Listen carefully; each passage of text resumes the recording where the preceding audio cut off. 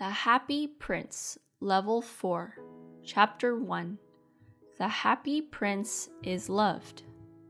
High above the city, on a tall pillar, stood the statue of the Happy Prince. He was coated all over with thin layers of gold.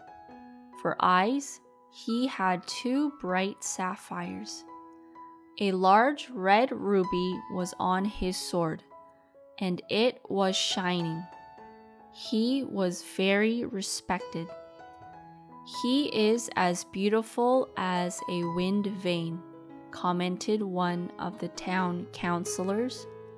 The counselor wanted to become famous for having artistic tastes. "He's not very useful, though," he added.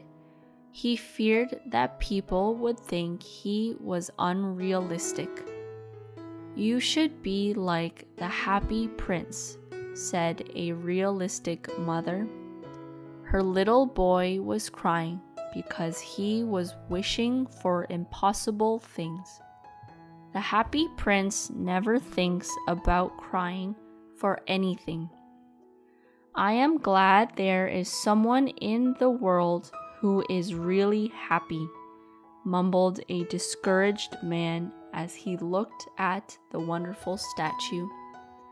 "He looks just like an angel," said the orphans as they came out of the church, wearing their red capes and their white aprons.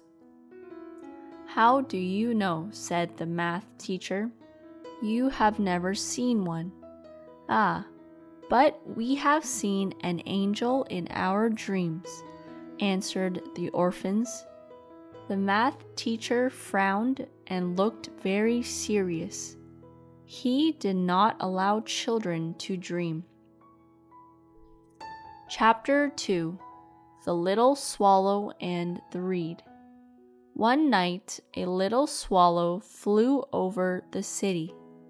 His friends had gone away to Egypt 6 weeks ago, but he had stayed behind because he was in love with the most beautiful reed. He had met her early in the spring when he was flying over the river, chasing a yellow moth. He was drawn to her thin waist, and he stopped to talk to her. "Shall I love you?" said the swallow. He was very frank, and the reed bowed low. The swallow flew around her, touching the water with his wings and making ripples. This was their love affair, and it continued all through the summer. "This is a silly engagement," tweeted the other swallows. "She has no money and too many relatives." The river was really quite full of other reeds. Then, when the autumn came, the other swallows flew away. After they had gone, he felt lonely and began to grow tired of his love for the reed. "She cannot communicate," he said, "and I think she is a flirt. She always plays with the wind." And sure enough, whenever the wind blew, the reed made the most beautiful waves. "I understand that she is homely," he continued, "but I love traveling, and my wife, of course, should travel also. Will you come away with me?" he finally said to her, but the reed shook her head. She was too connected to her home. "You were unfaithful to me," he cried. "I will leave for the pyramids. Goodbye," and he flew away. Chapter 3. The Little Swallow and the Happy Prince. He flew all day long, and he arrived at the city at nighttime. Where shall I stay? He said. I hope the town has a place for me to stay. When he saw the statue on the tall pillar, I will stay up there, he cried. It is a fine spot with lots of air. So he landed just between the feet of the happy prince. I have a golden bedroom, he said to himself as he looked round. He was ready to go to sleep. But when he put his head under his wings, a big drop of water fell on him. What a strange thing, he cried. There is not a single cloud in the sky. The stars are clear and bright, but it is raining. The weather in Europe is really awful. The reed used to like the rain, but she was selfish. Then another drop of water fell. This statue is useless if it cannot protect me from the rain, he said. I must find a chimney, and he decided to fly away. But before he had opened his wings, another drop of water fell, and he looked up and saw something. Ah, what did he see? The eyes of the happy prince were filled with tears. The tears were rolling down his golden cheeks. His face looked so beautiful in the moonlight. The little swallow felt sorry for him. Who are you? He said.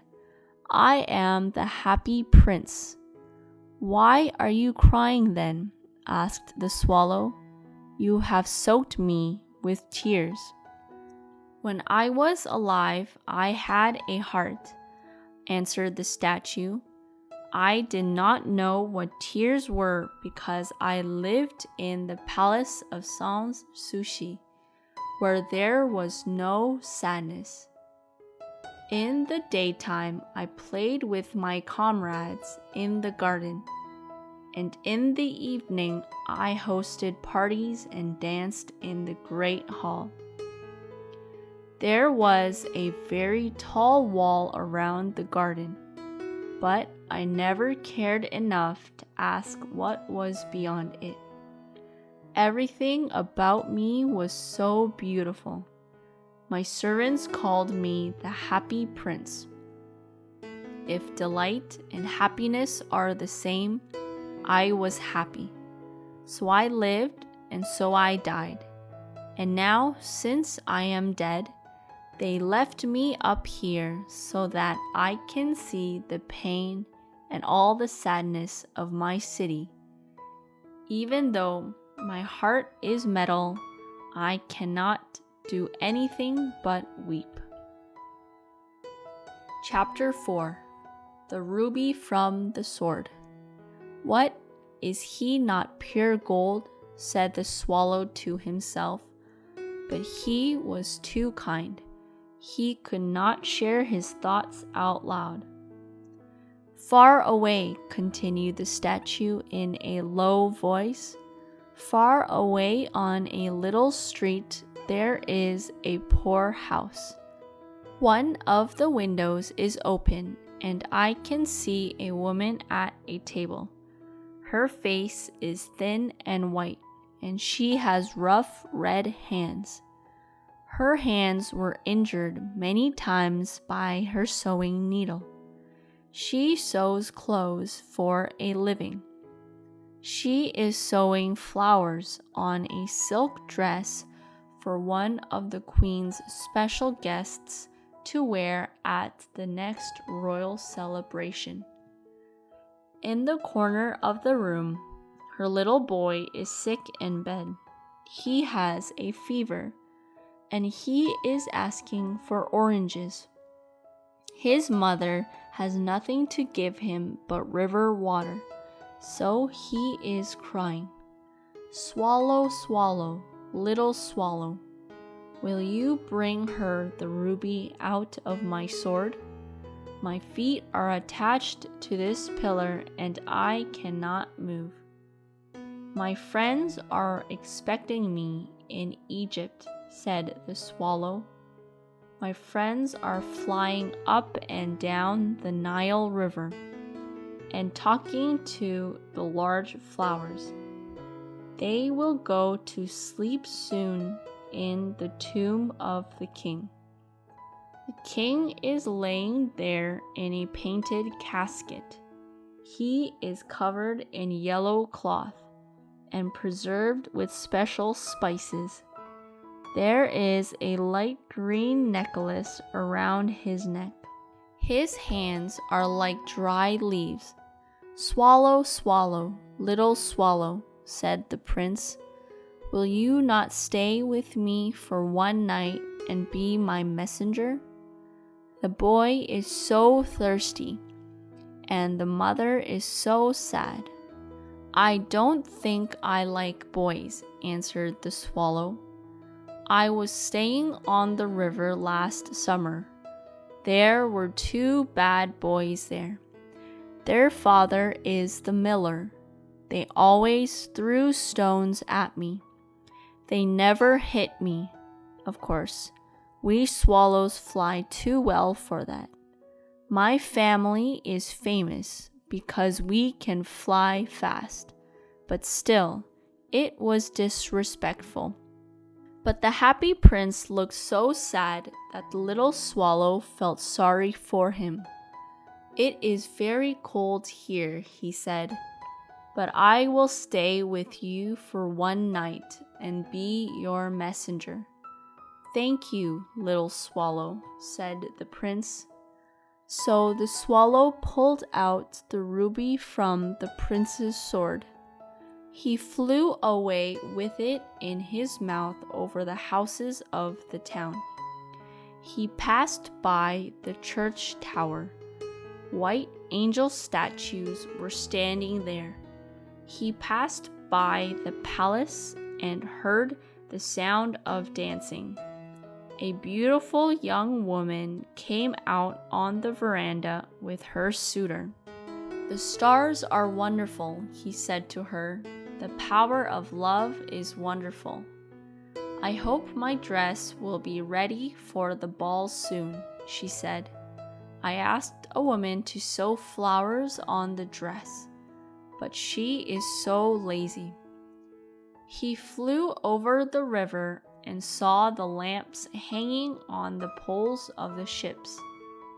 He flew over the Jewish district and saw the Jewish people buying and selling items. They balanced their money on brown scales. Finally, he came to the poor house and looked inside. The boy was sick, and he was stirring in his bed. The mother had fallen asleep. She was so tired. The swallow jumped inside the window and left the ruby on the table next to the woman's sewing cap. Then he flew around the bed, fanning the boy's face with his wings. I feel so cool. I must be getting better, said the boy. The boy fell into a deep sleep. Then the swallow flew back to the happy prince, and he told him what he had done. It is strange, he said. It is so cold, but I feel very warm now. That is because you have done a good deed, said the prince. And the little swallow started to think, and then he fell asleep. Thinking always made him sleepy. Chapter 5. The Sapphire from the Eye. In the morning, he flew down to the river and had a bath. What a rare event, said the professor of bird science, as he was walking over the bridge. A swallow in the winter?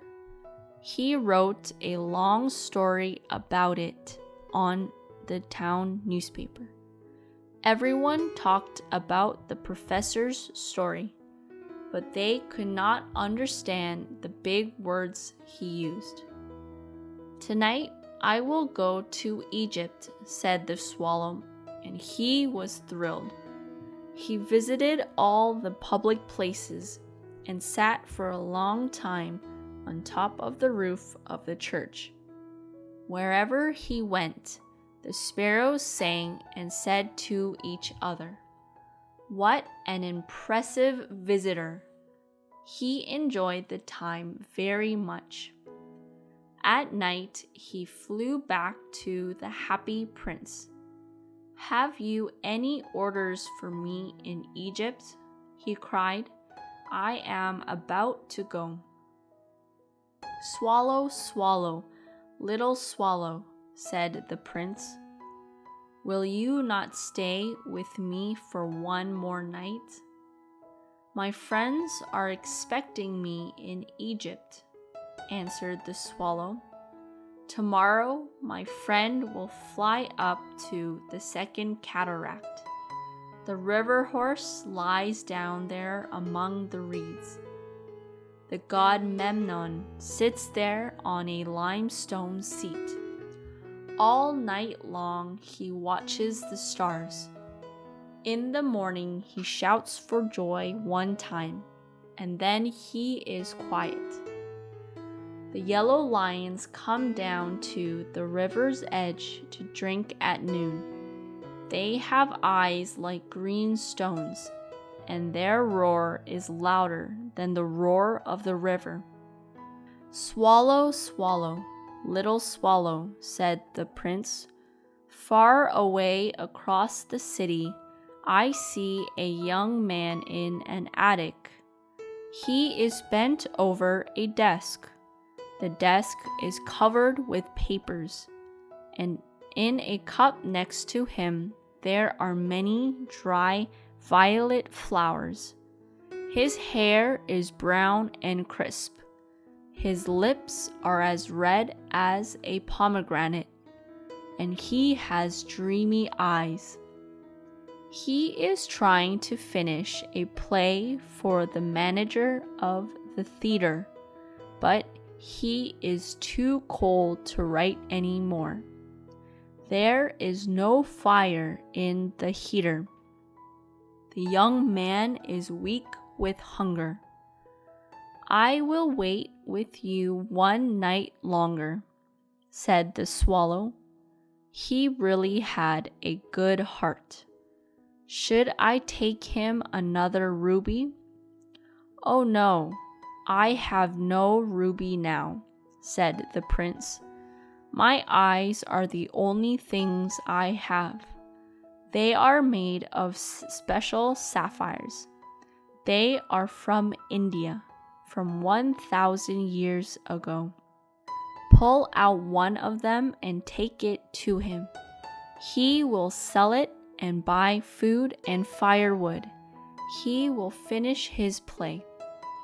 "Dear prince," said the swallow, "I can't do that," and he began to cry.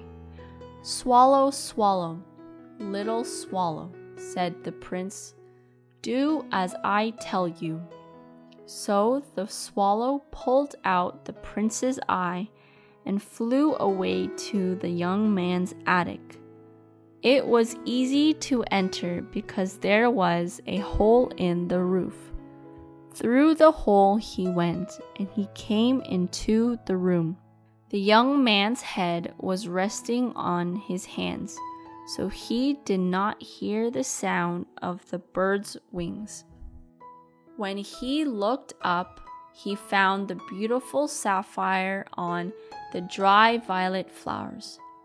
"I am beginning to be recognized," the young man cried. "This is from a supporter. Now I can finish my play." And he looked truly happy. Chapter 6. The Little Match Girl. The next day, the swallow flew down to the port. He sat on the pole of a large ship. He watched the seamen moving big boxes out of the ship with ropes. "Heave ho!" they shouted as each box came up. "I am going to Egypt," cried the swallow, but nobody listened. At night, he flew back to the happy prince. "I came to tell you goodbye," he cried. "Swallow, swallow, little swallow, will you stay with me for one more night?" said the prince. "It is winter," answered the swallow, "and the cold snow will be here soon. In Egypt, the sun is warm on the green trees, and the crocodiles lie in the mud and look around. My friends are building a nest in the temple of Baalbek. The pink and white doves are watching them and singing to each other. Dear Prince, I must leave you, but I will never forget you. Next spring, I will give you 2 beautiful stones like the ones you gave away. The ruby will be redder than a red rose. The sapphire will be as blue as the great sea." "In the plaza below," said the happy prince, "there is a little match girl. She let her matches fall in the ditch, and they are all ruined. Her father will beat her if she does not give him some money, and she is crying. She has no shoes or stockings, and she does not have a hat on her head. Pull out my other eye. Give it to her, and her father will not beat her." "I will stay with you one more night," said the swallow, "but I cannot pull out your eye. You would be blind." "Swallow, swallow, little swallow," said the prince, "do as I tell you." So he pulled out the prince's other eye and flew down to the city with it. He rushed past the match girl and left the jewel in her hand. "What a lovely piece of glass!" cried the little girl. She ran home, laughing. Then the swallow came back to the prince. "You are blind now," he said, "so I will stay with you always." "No, little swallow," said the prince. "You must go away to Egypt. I will stay with you always," said the swallow. He slept at the prince's feet. Chapter 7. The Gifts for the Poor People. All the next day, he sat on the prince's shoulder and told him stories of the strange lands. He told him of the red ibises who stand by the Nile River and catch goldfish in their beaks. He told him of the Sphinx, who is as old as the world itself, lives in the desert, and knows everything. He told him of the merchants. They walk slowly next to their camels and carry yellow beads in their hands. He told him of the king of the mountains of the moon. The king is as black wood, and he praises a large crystal. He told him of the great green snake that sleeps in a palm tree and has 20 ministers who give him honey cakes. He told him of the pygmies who sail over a big lake on large flat leaves. They are always at war with the butterflies. Dear little swallow, said the prince, you tell me surprising things, but more surprising than anything is the pain of people. There is no mystery that is bigger than pain. Fly over my city, little swallow, and tell me what you see there. So the swallow flew over the great city, and he saw rich people having parties. But the beggars were sitting at the gates, asking for food. He flew into the dark streets and saw the pale faces of hungry children. The children looked out at the dark streets. They are so weak. Under the gate of a bridge, 2 little boys were lying in each other's arms to keep themselves warm. We are so hungry, they said. You cannot sleep here, shouted the warden, and the boys ran out into the rain. Then he flew back and told the prince what he had seen. I am covered with fine gold, said the prince. You should take it off, layer by layer. Give it to my poor people. People always think that gold can make them happy. The swallow peeled off the fine gold, layer after layer. Then the happy prince looked very bland and gray. He brought the fine gold to the poor people, layer after layer. The children's faces turned to a rosy pink color, and they laughed and played games in the street. We can have bread now, they cried. Chapter 8. The Death of the Swallow. Then the snow came. After the snow, the frost came. The streets looked like they were made of silver. They sparkled brightly. Long ice crystals hung from the roofs of the houses. They looked like crystal blades.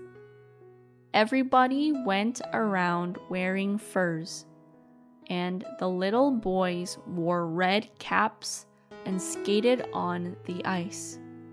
The poor little swallow grew colder and colder, but he would not leave the prince. He loved him very much. He gathered breadcrumbs outside the baker's shop when the baker was not looking. He tried to keep himself warm by fluttering his wings. At last, the swallow knew that he was going to die. He only had a little strength to fly up to the prince's shoulder one more time. Goodbye, dear prince, he murmured. Will you let me kiss your hand? I am pleased that you are going to Egypt at last, little swallow, said the prince. You have stayed too long here, but you must kiss me on the lips, because I love you. It is not to Egypt that I am going, said the swallow. I am going to the house of death. Death comes after sleep, right? He kissed the happy prince on the lips and fell down dead at his feet. At that time, there was a strange noise inside the statue. It sounded like someone had broken. The prince's heart had broken right in two. It really was a terribly cold winter. Early the next morning, the mayor was walking with the town councilors in the plaza below. When they passed the pillar, he looked up at the statue. Oh my, The happy prince looks so worn out. He said, Yes, really very worn out, cried the town councilors, who always agreed with the mayor. They went up to look at the statue. The ruby has come out of his sword. His eyes are gone, and he is not golden anymore, said the mayor. He is worse than a beggar. Yes, worse than a beggar, said the town councilors. And look at this. There is a dead bird at his feet, continued the mayor. We must make an announcement. Birds are not free to die here. The town clerk made a note. So they took down the statue of the happy prince. He is not beautiful anymore. So he is not useful anymore, said the art professor at the university. They melted the statue in a kiln, and the mayor met with the town council to decide what to do with the metal. We must have another statue, of course, he said, and it should be a statue of myself. Oh yes, a statue of myself, said each of the town councilors, and they argued. The last time I heard about them, they were still arguing with each other. What a strange thing, said the manager of the workmen at the kiln factory. This broken metal heart will not melt in the fire. We must throw it away. So they threw it in the rubbish pile. The dead swallow was also lying there. Bring me the two most valuable things in the city, said God to one of his angels. The angel brought him the metal heart of the dead bird.